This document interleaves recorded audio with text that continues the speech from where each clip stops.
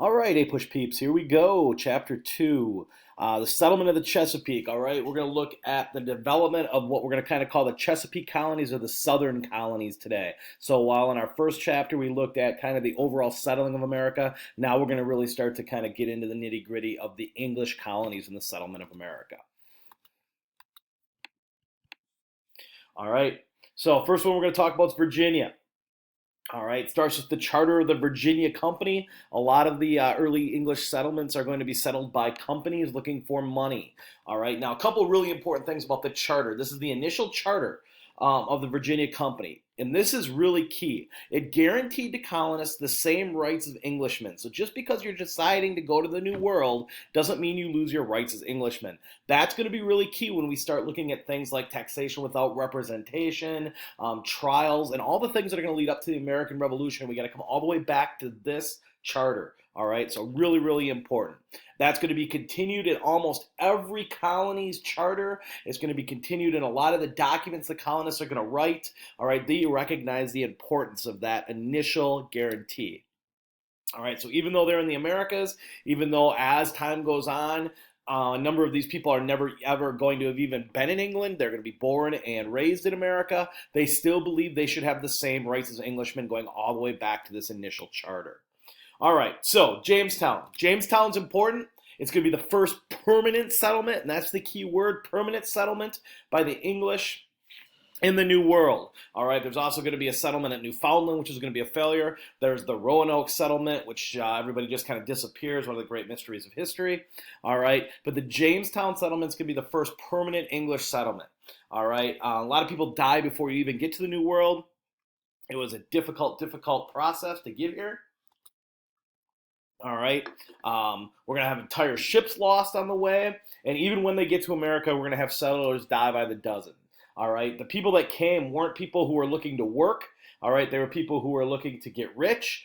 Therefore, a lot of the gentlemen colonists expected other people to do work, and that wasn't going to cut it in the New World. All right. There was plenty of food. All right. There was a lot of fish in the rivers, in the ocean. There was game in the forest. There was plenty of food for them to go get.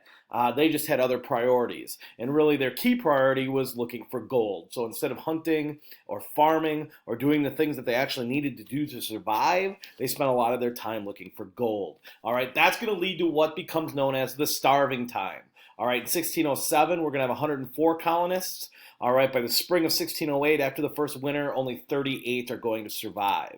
All right, in 1609, 300 more colonists are going to come from England to kind of replenish the supply. All right, by the spring of 1610, again after the winter, only 60 people survived.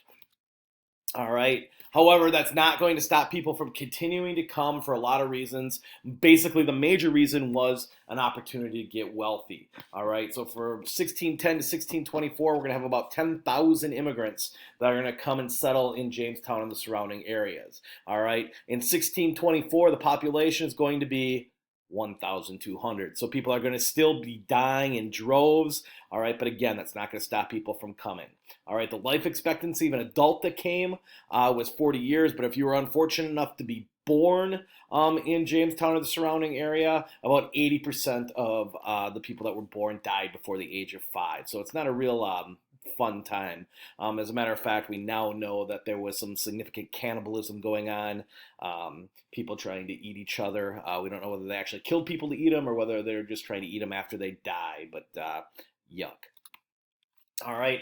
Obviously, as we're going to get more and more English settlers coming into the Chesapeake, there's going to be this growing tension between the Indian Native Americans and the settlers that's going to get worse and worse over time. All right, there's some general mistrust because of different cultures, different languages, all that would exist anytime you're going to bring two new cultures together. All right, the English often raided the food supplies of the natives during the starving times. Obviously, you can see from the English standpoint, they were starving, they needed to eat. The Native American standpoint, they're like, hey, we collected the food because we knew it was going to be like this. Don't blame us. All right. That's really what's going to lead to the first Anglo-Powhatan War from about 1610 to 1614. All right, De La Warr, who at that time was running Jamestown, had orders to make war on what they called the Indians and Native Americans. All right, therefore they started to raid villages, burn houses, take supplies, burn cornfields, which makes a lot of sense when they were starving to death, but we're going to let that one go. All right. In 1614 to 1622, we had some peace between the natives in the area, the Powhatan tribe, and the English. All right, that peace was sealed by the marriage of Pocahontas to Englishman John Rolfe. All right, let's talk Pocahontas here for a second. First, if you've ever seen the Disney video Pocahontas, please forget everything that you saw in that video. None of it was true. All right, Pocahontas is actually captured. During that time, she meets John Rolfe. She marries John Rolfe, sort of kind of into a forced marriage to kind of bring peace. She ends up getting taken then back to England. She pretty much hates it there. Ends up meeting John Smith again in England, because remember, she did meet John Smith before that. And far from falling in love with John Smith, she turns her back on him, refuses to talk to him. She obviously hates him. Pocahontas then develops some sort of disease, history kind of not sure what disease, and dies at the age of 21. Not quite the happy ending that we see in the Disney movie. All right. From 1622 to 1624, that peace kind of breaks down. There's periodic attacks between the natives and the settlers. In 1622, there's a major one where the natives are going to kill 347 Englishmen, including John Rolfe in that attack. All right, that's going to lead the Virginia Company to call for perpetual war against the Native Americans. These early connections between the Native American tribes and the Englishmen are going to set the stage for 300 years of English policy and later American policy towards the natives. All right.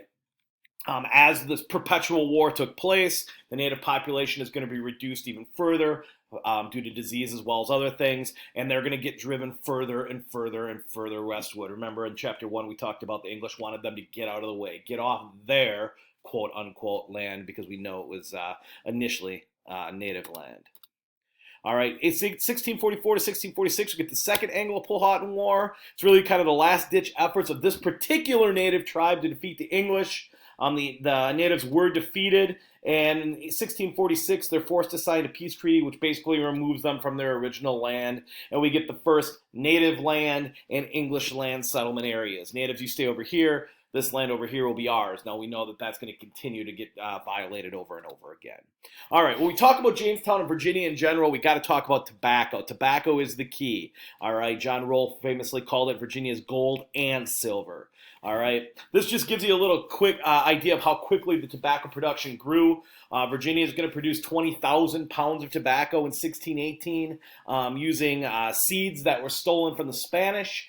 And techniques that were taught to them by the natives to make it very, to cure it and make it good tobacco. All right. 4 years later, despite losing nearly a third of their colonists in an Indian attack, they produced 60,000 pounds. And by 1629, 11 years after they produced 20,000 pounds, Virginia was producing 1.5 million pounds of tobacco. Tobacco is the key to Virginia. All right. It's a vital role in putting Virginia on a firm economic footing. All right, there's going to be a lot of money to be made in tobacco. This, however, is key. This is called soil exhaustion. All right, tobacco is very ruinous to soil when it's continuously planted.